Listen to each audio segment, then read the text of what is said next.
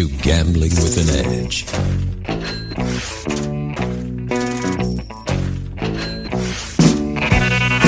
now, here are Bob and Richard. Good afternoon. Welcome to Gambling with an Edge. I'm Bob Dancer. And I'm Richard Munchkin.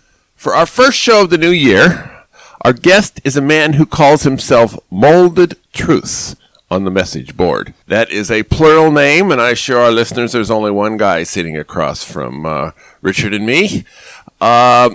He's been an AP for 7 years, lives in Southern California, and he plays a variety of games. Molded Truth, welcome to Gambling with an Edge. Thank you for having me. Now, referring to yourself in the plural, Molded Truth, is interesting to say the least. How did that name come about? It's actually just from writing lyrics and poetry. I've been a musician, and I was literally just anxious to get online. I was on BJ21 going on the message board, Stanford Wong's message board, and it asked for a username real quick, and first thing that popped into my head. So nothing really to do with Advantage Play. Probably all the singular names were already taken. That's right. All the good ones were already taken. All right. So MT, the acronym sounds like you're not full of it, but so I don't know what we're going to call it, but we're going to do this. All right. You started out full as of wisdom. So. I'm sorry, full of wisdom? Wisdom and insight. That's why I'm here, right? So. All right. Well, that's what we hope, and hopefully our listeners will agree come 40 minutes or so from now. You started out as a blackjack counter. Give us a 3-minute synopsis of the games you've played, where you've played them, and we'll come back to discuss some of them. Well, I started out with counting 100%, but I try to be well-rounded when I go into a casino. Like when I go into a casino, I want to be able to look around and just see where the best expected value is and go and play that game. So I'm not like loyal to a particular game. Like I'll do blackjack, video poker, done the Carney games, promotions, anything that I see that's going to make money and, get hassled the least. I probably, take that opportunity. A lot of times that winds up being counting cards. But so I've played all over the United States. I've played a lot of locations in South America, like Argentina, Colombia, Peru. And I've been a few places in Europe. I was just last summer in Romania. How was Romania? Transylvania was beautiful. I usually try to, one thing about this profession that I do, like I try to make it, I love to travel, so I try to make things a combination of work and exploration. So seeing Transylvania was absolutely magical, getting out there in the countryside and seeing the ancient sites, the sites of the ancient Dacians and the forests and, the magical enchanted forests and the old castles and things like that. And so most of the play was in Bucharest, though. So, and that's kind of has more of like a old Soviet kind of feel. People still have that kind of, downer kind of attitude, and it's kind of run down, and it's interesting place. But yeah, no, that's a place I'd like to visit. I much preferred Transylvania. The casinos were, were different. Every place you go in the world, things are a little bit different. So very small. They were small. They had great buffets out there for everyone. And there was something like a little bit weird, almost like a James Bond movie. Like you'd start playing and these women, like these beautiful women would just come and sit by you. And you're like, and they weren't hookers or anything like that. It was just like, it was just kind of weird. I'm like, can I help you? And they're talking to you. It's like, and it's like, what did I do? And then you realize that they work for the casino. So I guess they just hire these women to just go up and sit next to people. I don't know if they're just trying to distract them or keep them there or what, but it was... I remember the first time that happened to me. It was funny because one of them was like, can I have your number? And I'm like, no. And it was just because I know nothing good was going to come out of it. If she works for the casino, so. Yeah, the first time it happened to me, I was kind of freaked out by it too, because I thought you've hooker, experienced that, right? Yeah, and then no, they were like hostesses hired by the casino, right, to do whatever. And I said, look, I'm not interested. Just I'd rather be alone. I don't want to talk to anybody. Go away. Which is counterintuitive, but I don't know. Yeah. I've never been to Transylvania. I have been to some blood-sucking casino stuff. Can I say that it's actually kind of an interesting story how I started out as a counter, if you want to hear real quickly. I worked as a journalist, basically. As a writer, I was doing arts stuff and editing out of Venice, California, that area, a weekly in that area. So it was, it had its moments. And I was also very much into music, doing a band at the time. And we became managed by a pretty legendary figure in rock and roll, this manager named Bud Prager, who had managed like Mountain, Mississippi Queen, Foreigner, Typo Negative, Bad Company, Whitesnake, all through the generations. Like, he was a legend. And for some reason, he was into us and he wanted to get us signed for what was left of the dying music industry at the time. And we were all, on par working with him. And then he died on us. He got esophageal cancer and he was gone in a couple months. And so I was there. This was around the financial crisis. And so I was sitting there, I had quit my journalism job to go, put my full efforts into the music thing. And then he died on us, it was heartbreaking, so there I am sitting at home, and I start putting out a few resumes and stuff. I'm like, and it was at the heart of when no one was being hired, the economy had collapsed and everying like that. We're talking and I'm like, 2007, 2008. No, this was more like 2009 to 2009, okay. I would say. Yeah. Okay. And so I put out a few, and I'm like, I ain't going around begging for no job. You know what I mean? So I'd heard of card counting, and I just I sat there for 6 months and studied the hell out of advantage play and card counting. I never came from money, so I didn't even really believe that it worked. I said, I got to prove to myself that it worked. And how I did that is I sorted through all the garbage. You find some garbage books and, in Barnes and Noble or something like that. And I found out who the real gurus were, like Stanford Wong and Arnold Schneider and Don Schlesinger. And so I studied a few primers. I learned how to do it. And then it was really Don Schlesinger's blackjack attack that proved to me that this is really, this is mathematical, this is legitimate, and this really works. There's the computer simulations right there. And so I took off from there. The other insane thing I wanted to point, so people can laugh at me, and don't try this at home, but they were also doing like interest-free loans on credit cards at that time, and I had no money. I had a few $1,000 I saved from the job or whatever I'd saved. So they were doing interest-free loans, so I took a $10,000. My card counting bankroll started as a $10,000 interest-free credit card loan. Oh, what could possibly go wrong with that? What could possibly go wrong? Which is absolutely insane because, but I was able to with that, and then I actually had a childhood friend who lent me a little money, that she took profit from it too, and I built that up, into six figures, and then never looked back. I just worked really hard and kind of grinded things out, which you can't really do nowadays because that was the last few years that you could grind out low stakes blackjack, because all the games since then have gone to garbage, to 6 to 5 scam garbage. So at least in Vegas, you're talking about. Yeah, I mean, I would say there's still opportunities for card counting at high stakes for sure, everywhere, but all over, that stuff has been, infected the whole country, actually, So there's still a lot of 3-2 games, I'm saying, but you just see that stuff everywhere now. I see, but you mean for the low stakes player? For the low stakes, it's you have 8 decks, you have 8 decks, 6 to 5, really. It's like 500% worse odds than the game. Cut in half. Yeah, and it's funny because when they first brought it in, they used to advertise single deck, right? And they could get away with the 6 to 5 because they were saying, but it's single deck. And then in really short order, they went to 6 to 5 out of a CSM and 8 decks and no double after splits and double 10-11 only on some of these games. Yeah, it's amazing how quickly it just degenerated. If you want to start counting cards nowadays and really get anywhere, I think you should have like a 50 to 100K bankroll to start. And what kind of kid is going to have that bankroll and be able to risk it and be like, yeah, I have no problem, like hell. Other than Yoshi, who was on a couple of months ago. If you have that, then you're rich anyway, and you don't need to be, grinding, so. But. And you were always a solo player.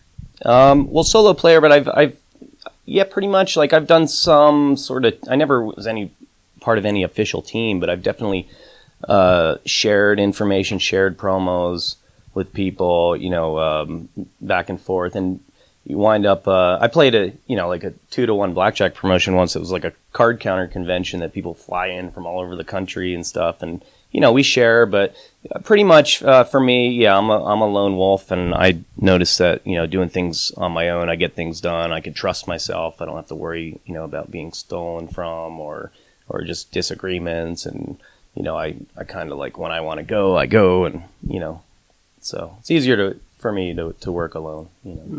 Yeah, and you know how drunk you are when you're playing with your money, which you don't always know with your partner. Yeah. Now, one time you didn't play by yourself. You were, and we've actually talked about you on the air. You were involved in a lawsuit in Arizona. Now, it's been told some on the air, and the plastic donkey actually became a question at the blackjack ball. But briefly summarize it, and then how were your experience different than what we've already spoken about? Okay, yeah. I had two other guys. There might have been another guy there, but some other fellow Advantage players. A guy did me a favor and told me about this promotion, and it was basically a casino was giving just way too much cash back. We had the odds, in our favor because of their, cashback program. They were just giving way too much cash back, and we just sat there for months. They had a very good, video blackjack game. And so we just sat there for weeks or months or whatever it lasted, just banging the hell out of this thing. And I think we combined, all of, if you combine everything from all of us, we were up like something like $400,000 on this little dumpy casino out in Arizona. Called the Mazatzal or whatever in Payson. And so this just blew their minds. They'd never seen anything like it. They had no idea. They couldn't comprehend that anyone could actually win money out this stuff. That's the thing. Once you actually win money, casinos are all like, come get lucky, come win money. But once you win money, they're outraged, and you see them turn into demons. So anyway, they it's like a story from Dukes of Hazzard or something. These guys, they contacted the local redneck sheriffs, their buddies, and basically said, "These guys are winning money from us. Let's shake them down." And I was just one day I was in there. I went to the bathroom, and these two rednecks in cowboy hats came in the bathroom and grabbed me and stuck me in handcuffs. They were in plain clothes. They didn't even say they were cops. I had no idea who these people were. And they dragged me in a back room. They gave me a little bit of rough treatment. They didn't like beat me up or anything, but they kicked me in the leg. They aggressively frisked me all over. They grabbed my nuts. They went into my hair, all this other stuff. And they, and then, people from the casino started coming in, and other, quote unquote, so-called, authority figures or whatever, like a tribal cop and state cops. And, they basically stole our money. They basically kidnapped, assaulted, and robbed us, stole our money, and said we weren't getting it back. And kept us there for several hours. How much of the money did you guys have on you? Like gambling bankroll. So it was like it was kind of low. You didn't need much. It was kind of low stakes. Well, it's all relative. But I think I had $6,000 or $7,000 in my pocket. They stole, and the other guys had a little more, a little less, something like that. And so Bob Nersessian, the well-known gambling lawyer, took on the case, and one of the reasons they thought that they could get away with this absolutely outrageous behavior was because it was on a tribal reservation. So they didn't think that the Constitution applied. They didn't think that the law applied. Even though these weren't tribal cops, right? Right. These were regular police? Arizona Gila County Sheriff and Arizona State police. Plain clothes ones to boot. Yeah. They had their cowboy hats. Yeah, they were styling out there. And so they they did this. So we wound up suing them, and it was a milestone case because the Ninth Circuit Court of Appeals ruled that we are able to sue employees of tribal casinos in their individual capacity, because you can't sue a Native American tribe because they have tribal sovereignty. But we proved that that's not a blanket license to just violate basic human rights and constitutional rights and rob people and do other, nefarious sorts of things. So we got that ruling in the Ninth Circuit. And the other hurdle that I'm proud of is police have a legal doctrine called qualified immunity, which means they can basically do anything to you. They can rough you up, they can shoot you, they can, do whatever. And as long as a court believes that they thought they were doing the right thing within the law, they get away with it. Even if they were breaking the law, they get away with it if a jury believes that they thought, or a judge or jury believes that they thought that they were doing the right thing.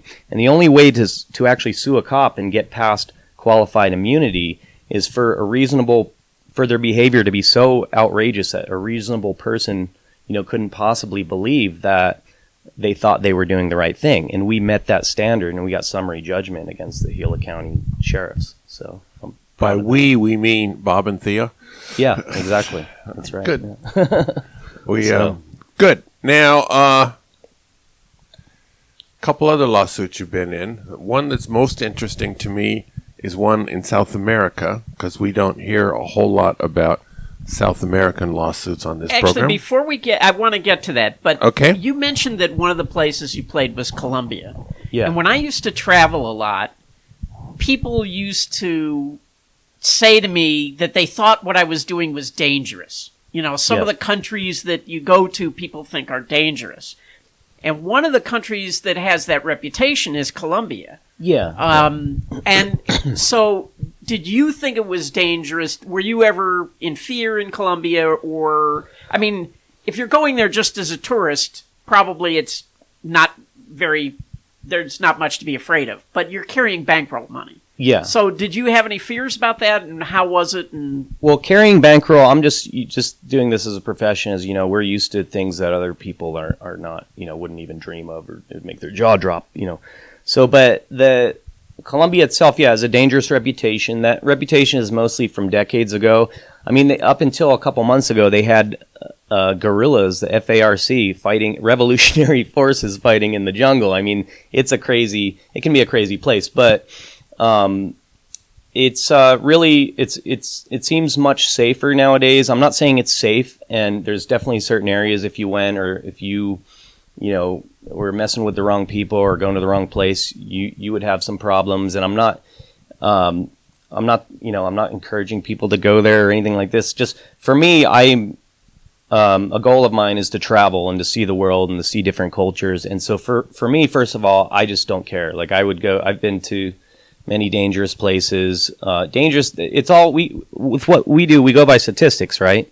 So danger is like, okay, there might be a 0.1% of something happening in this American city, and maybe there's a 0.6% chance down there. You know what I mean? It's all relative. So you're still not likely, unless you fly into Iraq or Afghanistan or, something absolutely out of your mind like that. North Korea might be fun. North Korea. Yeah. You're going to fly to North Korea, so I really don't care when someone's like, oh, somewhere's dangerous, well, I'd rather kind of live life and have some life experiences than worry too much about things like that. But anyway, you have to be smart about things. You have to do your best to be safe. And Colombia, it's just, Colombia and Peru, they have amazing, native histories. When I was in Colombia, I went on a 30-mile trek into the jungle to an ancient lost city that was lost for 500 years. It was abandoned 500 years ago. It's called La Ciudad Perdida Tayuna. And, where the natives buried gold artifacts with their, and basically it was a 30-mile hike over 4 days. And you go in and you see these, you meet indigenous tribes that haven't had much human contact except, a few people hiking in for years and years and years. And there's just so much adventure down there, and so much to discover, and so much to see, and so many things that just blew my mind down there. And yeah, that sounds really cool. I've been back to Colombia 3 times. I've been to Peru once. I want to go back, and it's we should not, for people who neglect the region south of us. I feel sorry for them. So anyway, so what happened? So there's in the a Colombian casino? lawsuit. So yeah. So I had 2 lawsuits in the U.S. One that happened in Reno. We can get into that if you guys want, or if we have time. But I always like, especially if you won. I like talking about those cases. Yeah. It's interesting. I never expected this to be.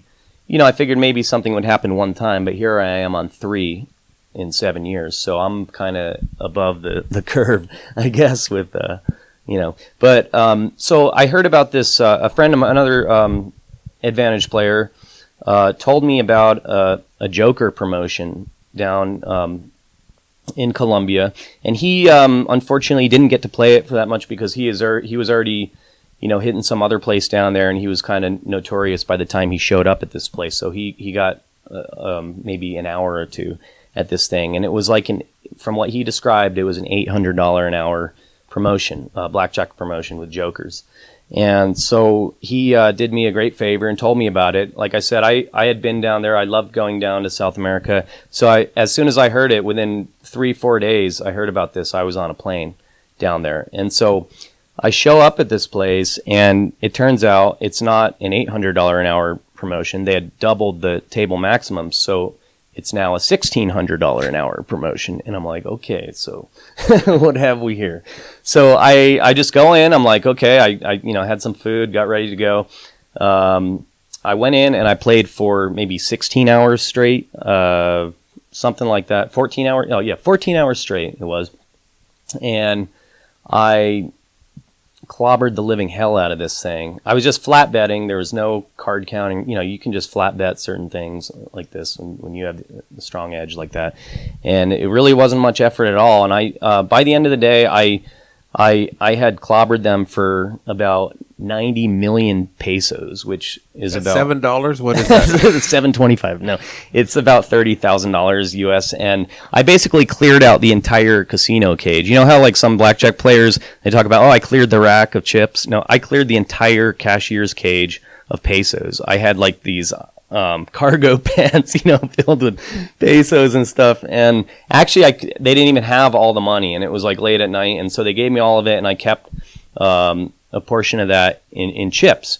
And I went and I came back the next day. I basically said, because I said I'm going to hit it hard at first. I'm either going to be, I had a 10-day trip booked. I'm like, I'm either going to be playing this all week long, and or whatever, or I'm going to be in there and get a few hours, and they're going to throw me right out. Especially because they had a good vacation. And then I'll go have a good vacation, right?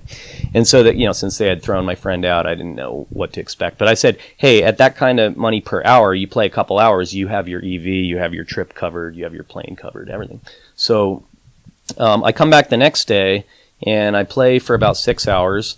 And that the next day, in that 6 hours, I broke even. So I basically had I played with the chips that I had kept, because they didn't have the cash. They're like, oh, we'll have more cash tomorrow, So I came back and played with those chips. I about broke even after 6 hours with those chips. And I said, hey, I've been playing for 20 hours here. I have done nothing but play. I'm going to go out and grab a bite to eat and just see the sights a little, and then come back and play more, So I went to the cage to cash those chips, and they're just like, I hand it to the cashier, and she hands me some slip back with the number written on it. I'm like, no, I want to cash them out. And she's like, oh, hold on. And then all of a sudden, like, I'm surrounded by this Colombian casino owner and some enormous, like, Colombian goon, like casino guards. And they basically, they're like, oh, can we talk to you? And like, I walk over a couple steps to talk to him, and before I know it, I'm like forced into this back room. And at that point, I was, I stood my ground with the guy. I'm like, I won this fair and square. This is what you offered. What's your problem? The problem was my Spanish was worse than it is now, which is not very good. And he didn't have much English. So, but we were kind of communicating, but it was a bit awkward. So I'm in this office. They had shut the door behind me, and the goon was blocking the door. So, basically, he's there like, oh, and he goes, you're famous. Like, I guess they somehow snooped to find my name, who I was. And they're like, you're famous. We know about you. They were acting like I was Houdini or like a magician or some, magical guy. I'm like, so tell me, what you're did not? Right. But, so anyway, they basically, he couldn't get, they tried to take the money back. He's like, I want all the money back that you won. They couldn't get that, but they stole the chips and some money from me. So it was basically like, if you give us this back, we'll let you go, and if you don't, you don't know, things could happen to you, kind of thing.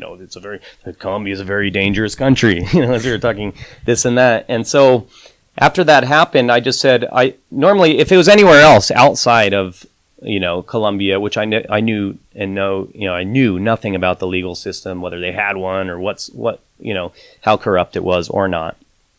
Didn't know. So I sat there, I'm like, well, people know I'm here, but, nobody really knows I'm exactly here, and, what could happen. And I'm like, you know what? It's just money. So I let him, I let him steal a portion of it back from me.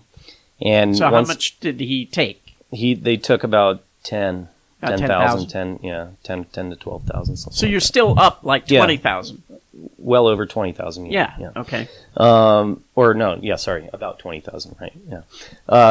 So I get out of there, and I'm just kind of like stewing on it, and then I looked at the U.S. Embassy website, and they had some lawyers referred there. And for me, I just don't, I think that gambling is basically a legalized scam anyway. And so if someone, I just don't let them, a lot of people were like, hey, it's Colombia, there's nothing you can do, just kiss it goodbye, whatever, you don't want to mess around down there. And I agree, I wouldn't want to be on the other end of a lawsuit or a prosecution, but I'm like, you know what, let me check into this with these lawyers. They're on the embassy website, they might have an okay reputation and all this. And so I found some, and they were willing to take the case, on contingency. I did pay them a small fee. But the case is on contingency now. This basically happened in May, I think May or June of this year. So this is something that's ongoing. May or June of this year hasn't happened yet. Oh, you're right. Thanks, Bob. May or June of 2017. Yeah. So these things take a while. They seem to be working on it. Some people are like, oh, they're just going to do nothing. And well, it's like, they did get a little bit of a retainer from me, but if they do nothing, then they're not going to get paid. So, it's in their interest. And what I learned about the Colombian system, supposedly, according to these lawyers, is that they basically file a prosecution against these guys, and it's a criminal thing, not civil. Like in my cases in the United States, it's all civil. So these people steal from you, they violate your rights, they do this, they do that, the other thing. Those are criminal actions, but in the U.S., they're never prosecuted. They're just sued, and they just have to pay money. So really, nothing happens to them. Like when we sued the cops, their insurance just pays the money, and they go on doing, being as corrupt as they were before. So, but down there in Colombia, it's a criminal thing. So basically, these lawyers filed a criminal motion, and then the state prosecutor takes it, and basically, and then the difference down there is if you have a criminal charge filed against you, you either go to jail in this hellhole of a dungeon in Colombia, which I couldn't imagine, or you can pay to not go to jail. so I figured, our odds are pretty good. I think, it hasn't come to completion yet, but I think that this guy would probably rather pay back the 10 grand than go rot in a Colombian dungeon somewhere. So I think I like my chances. I don't know, maybe it'll turn out, to nothing or whatever, but, we're doing what we can about it. Seems like a free shot, right? I mean, yeah, almost free shot. Well, shot. But it also seems like a piddly shot. It's like we're talking suing them over 10,000, of which he's going to keep 5, maybe. It's like unless there's punitive damages to go along with it, it doesn't really seem like it's worth a whole lot. Well, there are other damages, and they have to pay for the costs. So the lawyers. And I think the contingency is 30%. So they're suing them for 10 plus cost damages, whatever. And then, so it's, as far as I understand it, I'm supposed to be made whole, and they're supposed to have, to bear okay, so you get 10,000. Well, but as opposed to what? I mean, it's not like he has to dig a ditch for it, right? Yeah. He's put the lawyer to work, and yeah, either lawyer gets it or he doesn't. It doesn't. Yeah, it's no skin off his Okay, back. will you have to go down there to testify? Who knows? They said I might have to go. They said I would probably have to come back one more time, which I'm more than happy to do. Great, an excuse. You like going to Columbia anyway? Yeah, and I hey, didn't- we're only in it for the story. I didn't so get to you'll see. get something. I didn't get to see some stuff. There was still some things I didn't have time to see. I wanted to go see these ancient underground tombs they had down there, and other sorts of things. So there's still a bit to be. There's still a bit of adventure down there, I think. Yeah. So. Doesn't sound all bad. All right, so there's a Reno lawsuit we're going to talk about. There's a cruise ship, and there's some Bitcoin stuff. But before we do that, we just happen to have some commercials. Go figure. South Point has more than 10,000 games, returning more than 99%. This is more than anyone else has. In January, Monday through Thursday, 3 a.m. to 2:59 a.m., is the $500,000 spin-to-win promotion. Earn 500 slot points or 2,000 video poker points, and you spin a virtual wheel right on your machine. Prizes are all points from $2,500 to $10,000, which means $7.50 up to $300, or free play from $5 to $100. You may earn up to 4 spins per day. On Martin Luther King Day, there'll be a $32,000 hot seat promotion from 8 a.m. to midnight, where approximately every 3 minutes one player randomly receives $100. This will be in addition to the regular spin-to-win promotion on the same day. The first free video poker class this semester is on Tuesday, January 9th, beginning at noon in the Silverado Lounge. Jacks are better. This is a good introduction to video poker pay schedules and strategies for those who haven't looked into video poker much. It also provides a good background for the classes later in the semester because most games without wildcards have a strategy that is at least moderately similar to that of Jacks or Better. The classes are free, and if you're at least 21 years of age, you're invited. The Silverado Lounge is the first one you come to once you reach the casino from the parking garage elevators. At videopoker.com is the best place to play lots of games. If you sign up for the gold membership, $8.95 a month or $79.95 a year, this allows you to get correction on most of the games. The game of the week is Double Super Times Pay. This is a 7 coins per line game where you can receive 2x through 10x multipliers before the deal and or after the deal, before the draw. The game returns approximately 0.5% more than the base game with no change in strategy. It doesn't feel like it pays 0.5% more though. Under certain conditions, which have to include a dealt royal flush, receiving a multiplier on the deal, and receiving any multiplier on the draw, all of which are long shots, the multipliers each become 10x so that you get a dealt royal with a 20x multiplier. On a $10 play game, that long shot pays $800,000. The fact that it pays so much, albeit very rarely, adds quite a bit to the EV that the vast majority of players never see. All right, we're talking to Molded Truth. He told us about 2 lawsuits he's been in, and he's about to share with us something that happened in Reno. Good old Reno. Reno, for anyone who doesn't know, probably a lot of people down here, it's kind of like an old cowboy town. I think it's older than Vegas for gambling, right? It had gambling before Vegas, or back to the 1800s or something. I mean, it's an old west town. So we were up there. I was up there again playing. There was a place there, the now defunct Sienna Casino, and I almost like to hope that we had something to do with that. The Advantage players, that they had a promotion that they were giving. It was kind of a rebate thing, and they were just giving way too much money back for their own good. And so I had heard about this, and there's also a lot of other Advantage players that had heard about this. So they went from they were trying to get new players in, but they just wound up getting a lot of high action, Advantage player kind of quote unquote whale type players, not the kind of players that you would want to rejuvenate your business. So anyway, I had heard about it. It was a couple years ago, And I had been on a pretty bad downswing. I think I was on like a $90,000 losing streak or something like that, and it was just to the point where it was like, this sucks, because in this, it's hard to take the swings sometimes, especially when it gets to that kind of a level. And so I hear about this, and it's a great play, it's great EV, but it basically requires betting about, to really maximize it, it requires betting about $3,000 a hand on craps. So. That's before the odds, or that's included in the odds bet?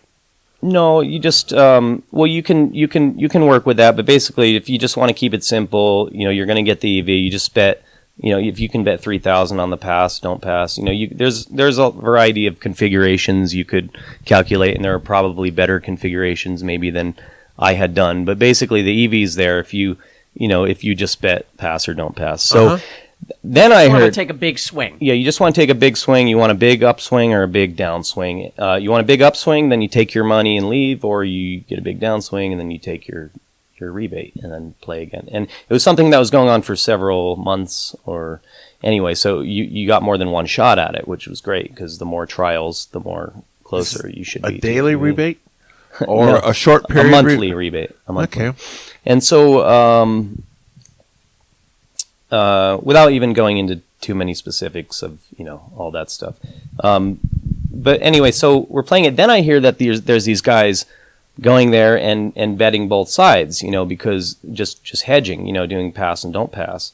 And first you think that's ridiculous. They would never stand for that. But then I had heard the casino was just tolerating it. I mean, there was just people doing this, and they were collecting their rebate checks every month and splitting it, and And so I was just like, I'm on this, stressful downswing. I had a friend of mine who wanted to do it. I'm like, if everyone else is doing it, why don't we do it? So we just go and we do 3,000 on pass and 3,000 on don't pass. And so, you're not really going to lose much doing that. And then one of you is going to collect.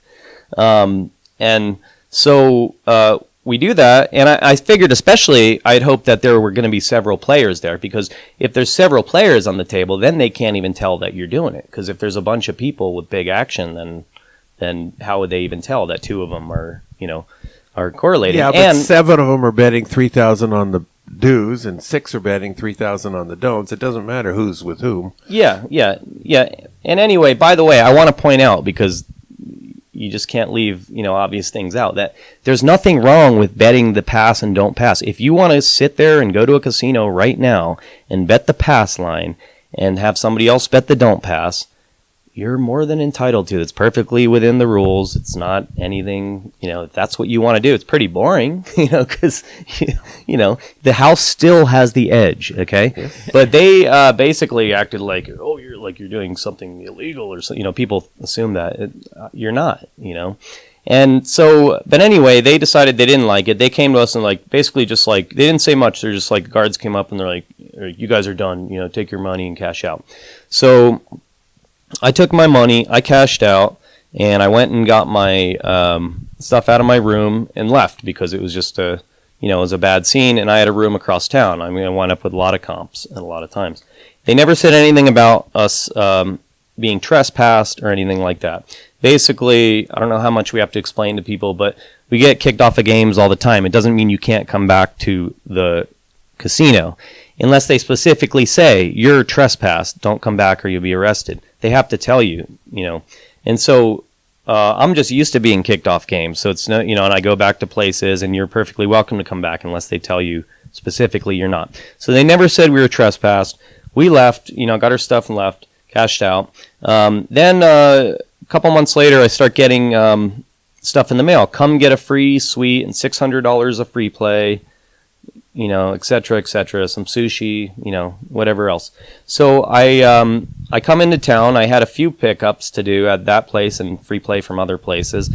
And I actually called in advance. I said, I'm just going to call and get a confirmation and stuff. And, if they say something like, we don't want you here or something, just to kind of make sure. I know for a fact I was never trespassed, but, sometimes, Peter doesn't tell Paul this, and sometimes they're just clueless. So I called up just to feel it out. I said, I want to book a room, and I said my name. And they took my credit card, gave me a confirmation number, and said, "Come on in. Yeah, you're all good to go." So I show up, and then I start walking to the front desk, and try to start to check in, and these two casino goons, like security guards, come up on me, and I could tell from the look in their eye that they're up to no good. So they come to me and they're like, "Are you such and such? Are you Molded Truths?"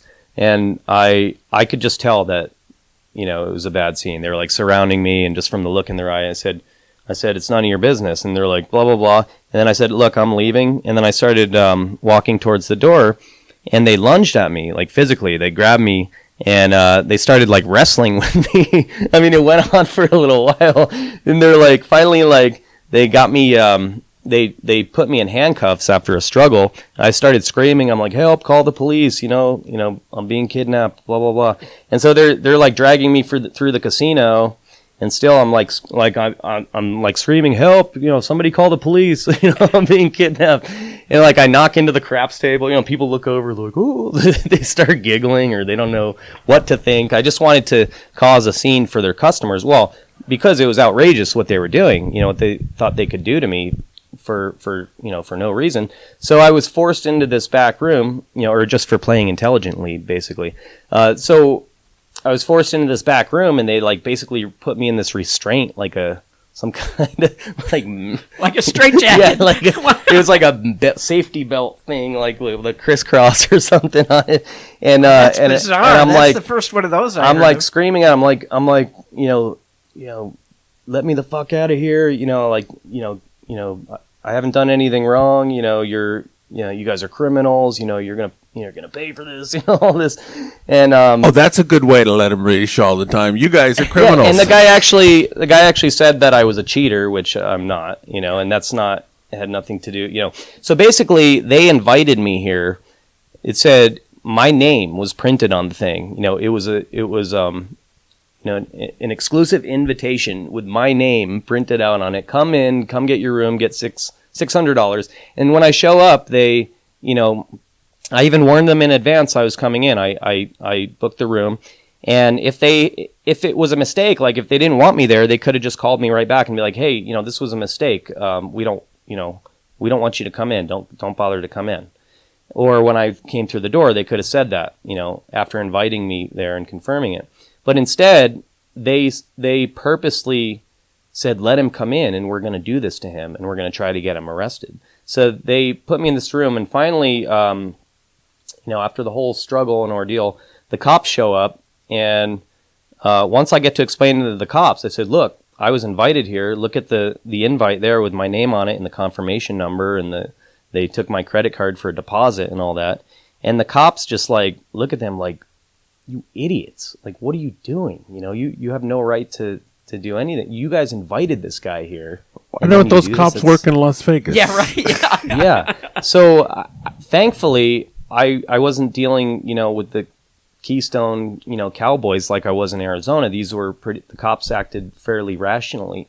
The only problem I had with what they did, so they let me go, and and we took it from there. But the only problem I had with what they did is that I wanted the guards who assaulted me arrested. I wanted to make a citizen's arrest. I'll sign for it. And in the state of Nevada, you have a right to do that according to the code. And it's actually a crime for the cop not to take your citizen's arrest. If you're, and you're responsible if it's a false arrest, but you have, it's codified in Nevada that you have a right to do that. The cop just still refused to arrest. They're like, "We're not going to arrest him. It was a mistake." I'm like, "It's not a mistake. They knew I was coming in, and this was something that was orchestrated, And so, as I explained earlier, they always get off the hook criminally. They're never charged criminally because I talked to the Reno PD after. I said, "I want them charged, I want them charged, they assaulted me. They knew I was coming in. They did this on purpose." So, and finally, one of the superintendents, probably just to cover their own asses, they're like, "We're going to refer this to the prosecutor." But then nothing ever happened. But then, of course, I called Bob. I'd already dealt with Bob from Arizona with Nersessian. And And so we filed a lawsuit against the Sienna. We actually did prevail in the lawsuit. However, Bob warned me that Reno, like, you're just really not going to get much justice in Reno, and they just don't, it's a cowboy town. They just don't see it as a big deal. And in Arizona, we sued in federal court, so the federal judge had more of an understanding of basic constitutional rights than maybe a Reno judge does, I guess. I don't know. But basically, the judge sent it to an arbitration. We did prevail in arbitration, but it was basically looked at like, oh, what's the big deal? They did this to you. So we didn't really get much. We did win, and we did get a judgment against them, but it wasn't really. It was pretty disappointing number. So did it include the $600 that they promised? I guess did it include a non-disclosure? No. Okay, because a lot of times, they make that part of the settlement. Oh, this wasn't a settlement. This was actually an arbitration. So yeah, it definitely it was disappointing because it definitely felt like it was kind of like that. Oh, we protect our own up here in Reno, and you come up here and try your shenanigans, the way it used to be in Vegas. Yeah. So it was a bit disappointing. Bob did warn me that was a likely outcome, but so. Well, I'm just glad that you're doing this because for years prior to James Grosjean, A, there weren't lawyers who would take these cases. And B, I can't tell you the number of times that I talked to players and they said, well, I don't want to sue because then it'll get my name out there and I won't be able to play anymore. Yeah. Which is nonsense. I mean... Yeah, you still can. I mean, I've taken some hits, as far as that. And the thing is, they try to pin it on you. Like, in this case, their attorney tried to say, like, you want to do this. You like having lawsuits. And you just, you see, you already used Bob Nersessian for another one.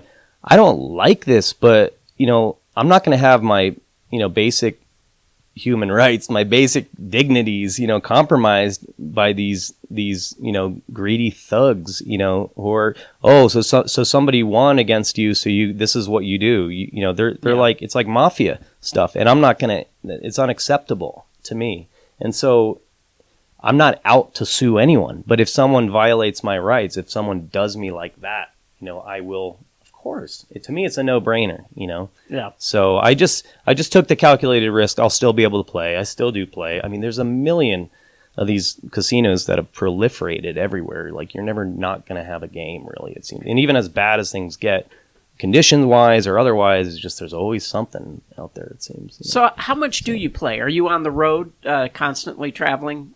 I don't mean to foreign countries. I mean in the U.S.? Well, I play... I would consider it full-time, but I've I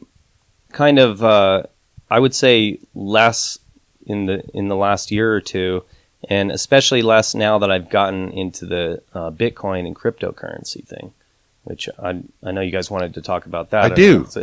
A lead into that, but so I spend a lot of time learning about and working with that stuff, and then I still do spend a considerable amount of time doing advantage play, mostly regionally. I still love to travel. I'm a little bit burned out on traveling to, like,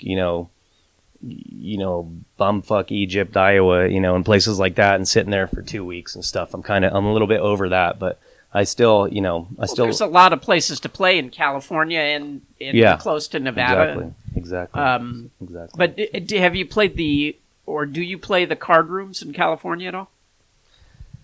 I did. Yeah, there was a couple things I did in the card rooms. And I probably just, it's just not I just don't want to kind of disclose exact, techniques and stuff. Yeah. It's just, I just don't think it's helpful really to, if people want to know this stuff, they'll find it on their own. And, but anyway, I found a couple plays in the card rooms that have since, burned out, like kind of dried up for the most part.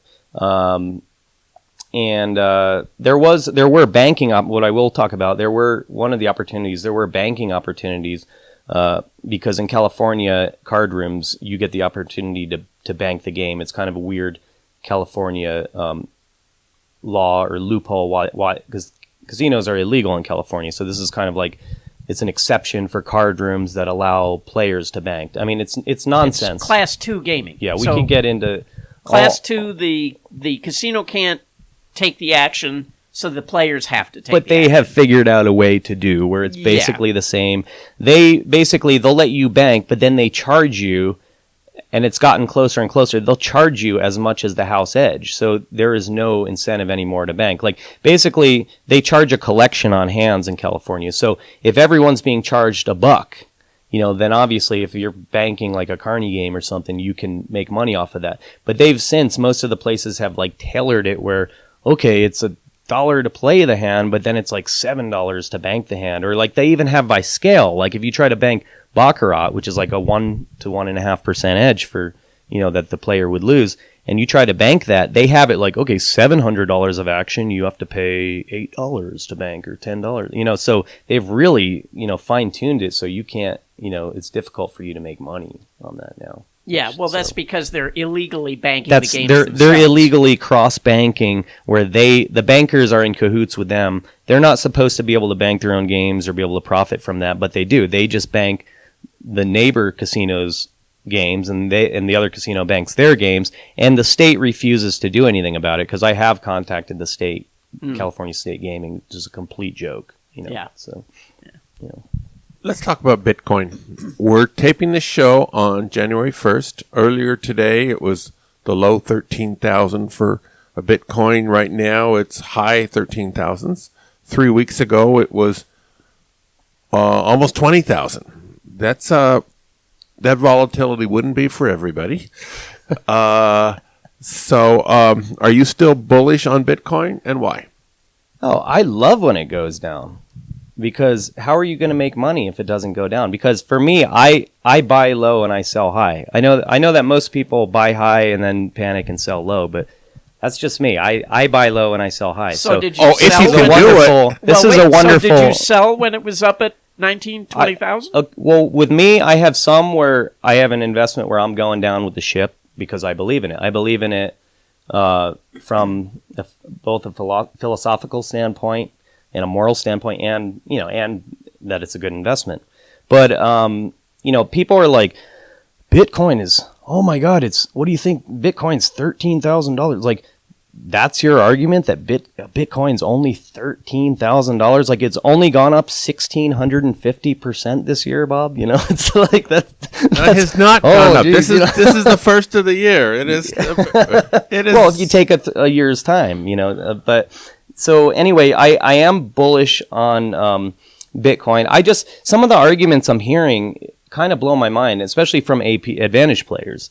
I mean, we take risk for a living, okay? Like, we are tailor-made for this. And what you have, you can't just say, I mean, there's people that said, oh my God, Bitcoin is $500, so it's too much. It could never go up from there. Then the next guy's like, oh my God, it's $2,000. There's no way it could go up from there.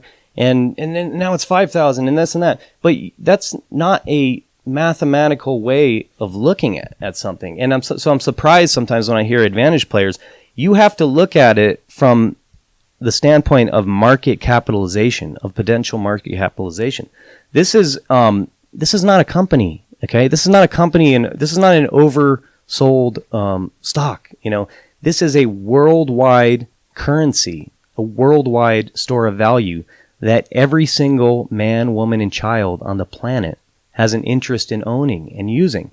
So when you look at that and you start to examine the potential market capitalizations of Bitcoin and cryptocurrency, then you see that basically, let's compare it to gold, because a lot of people say Bitcoin is digital gold. It's a store of value.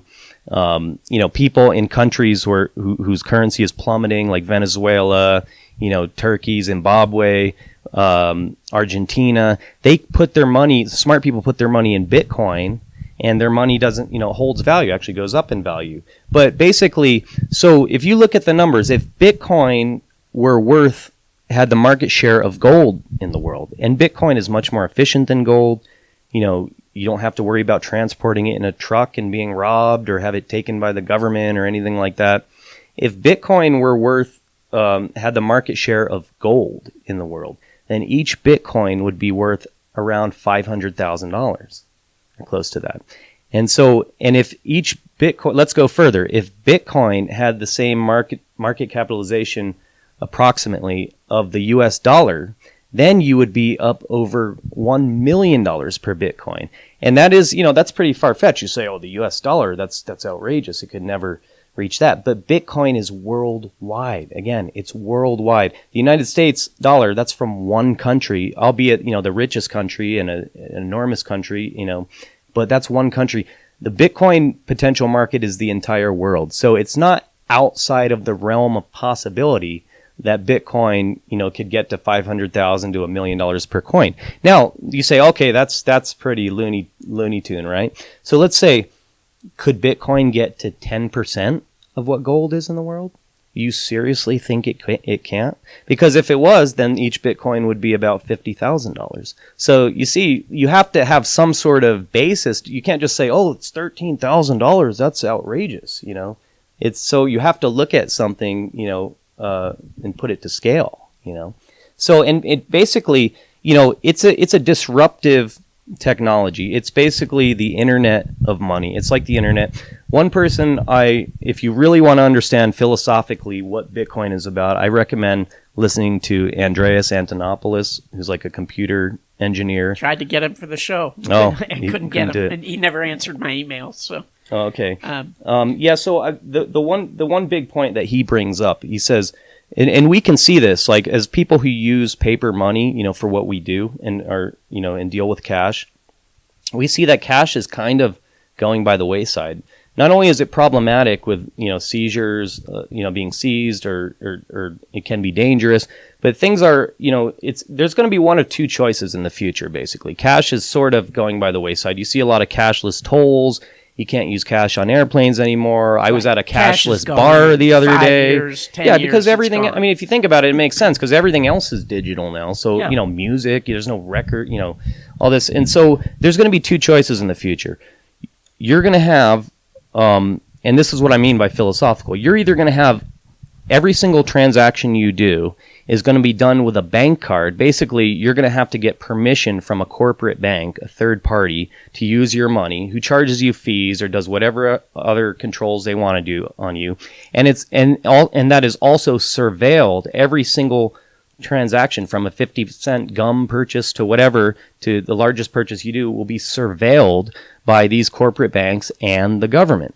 So that's the one choice. And then the other reality is you have a decentralized and open cryptocurrency, a digital money, where it's basically like digital cash. You still have privacy. You make transactions. I think you're naive if you think the governments are not going to be surveilling the bit. I mean, the U.S. government's already trying, and they just announced that I think it's the UK is coming out with their own cryptocurrency. Okay. So there's no doubt in my mind that blockchain is the future of money. It will all be digital. Yeah. The question is, will it be Bitcoin?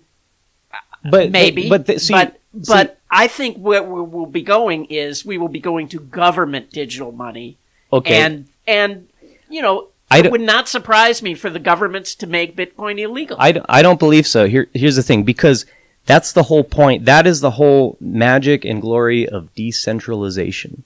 Okay, because you cannot, if the government, if a government bans Bitcoin, that's fine. People just still use it. I mean, you'd have to shut down the internet, okay, to do it and keep the internet offline. And think about internet gambling, right? The way that they shut it down was by stopping the banks from processing the payments, right? Okay. So if the U.S. government says, here's our U.S. government cryptocurrency, and any store that uses Bitcoin is going to be breaking the law and will be prosecuted, right? You have to use U.S. dollar Bitcoins, well, the whole thing about what cryptocurrency, the more it's universally adopted, and we're still in very early stages of adoption, is that you don't need to go ask a bank. You don't need the bank. It's peer to peer. Well, but you have to be able to use your money to buy things, right? This is one of the big problems with Bitcoin. Yeah, you can't go in a store and pay with Bitcoin. You can't go to Starbucks and buy your coffee with Bitcoin. Right now you can't. But who would want to? Why would I Why would anyone in their right mind spend something like, let's say I made a purchase for $100? That's basically, probability-wise, like me paying $1,000 for that, because your Bitcoin is likely, as I explained, if you look to the market capitalizations, the wider it's adopted, that Bitcoin is likely to keep on climbing quite substantially. So, and there are privacy coins. I mean, it's going to get to the point, where it's like, you say the government's going to do this, the government's going to do that. That's like the government they would have to put a cop in every bedroom to see what you're doing on the internet. And like, wait a minute. As far as the United States government. If the government goes to Walmart and says, you are not going to accept Bitcoin, and if you do, we're going to come after you and prosecute you. You think Walmart's going to take your Bitcoin? Well, check this out. First of all, I don't think that the United States government is going to do it. I could be wrong. But, it's still a store of value. Does Walmart take your gold? If you brought a bar of gold bullion and tried to buy a candy bar with it, if I was the clerk, I would take the money. But you try to do that with a clerk at Walmart, and they'll look at you like you're crazy. They won't take your bar of gold bullion. So there are things that are a store of value. It basically, I say to people at this point, I think it will be currency. There's things they have to work out, scaling issues and things like that. But it's basically, what I tell people to look at it like, and they love this, is basically act like a new form of precious metal was dropped down from the heavens. You know what I mean? And that's more efficient than what's there, and that's better. And that's it. Because what is money? Again, what is money really? It's a piece of paper. What is gold really? It's a shiny brick of shit that someone dug out of the earth. So nothing has, the intrinsic value is the network effect, and it's worldwide. So when something's a worldwide network effect, just like the internet, a government is going to have quite a difficult time shutting it down. It's already been shut down in Zimbabwe. People use it all over the place there because their money is worthless. I mean, so people can try to ban it. China has tried to restrict it. And what people say about China, the obvious thing about China is everything they ban turns out to be a wonderful, investment, like Google and Facebook and everything else. So it's just, the Pandora's box is open. To go back to the gold analogy. The Pandora's box is open, and it's not, and if anybody thinks it's going to be put back in the box, you're dreaming. I'm not arguing the point that cryptocurrency is the future. No question in my mind. Yeah, the government, as far as the government currencies, part of like the appeal of cryptocurrency is that it's in limited supply. That's very important, and it cannot be manipulated by a central bank. And so you say the government's going to have their own coin. Well, that can still be manipulated by inflation. They can print more. Sure. So that's the whole point, the whole glory of Bitcoin and cryptocurrency is it can't be manipulated by a central bank. And but to the guy on the street, all he wants is to be able to pay for his gasoline. Yeah. You know what I mean? He doesn't care about all that. Right. He just wants to be able to go with his phone or whatever and boom, buy his gas. Yeah. And if the easiest, most convenient one is the UK crypto coin that is sponsored by the government, so they're going to tell you whether this is true or not. They're going to say, this is safer than Bitcoin because our government is behind it. Right. Well, the crypto... That's what they're going to... The crypto still have a job. Okay, before we go on with this has the potential to go on for days. Yeah, I realize. We got to wrap this up. And so we're going to have more shows on Bitcoin, for sure. It's an interesting topic. Molded Truth, we thank you for coming on. We may have you on the next Bitcoin show. Thank you. I'd appreciate that. Wait, before we go, are you doing any online gambling using Bitcoin? No, I almost got into it that way back in 2014, and I'd be because I'm really interested in that subject because I think there may be some real potential there for a lot of our listeners. Right, getting around the yes, exactly. They can't ban it. That's all those things. So thank you, Molded Truth. Thank you, Richard. Go out and hit lots of royal flushes, everybody. Thank you, guys. Happy New Year. Good day.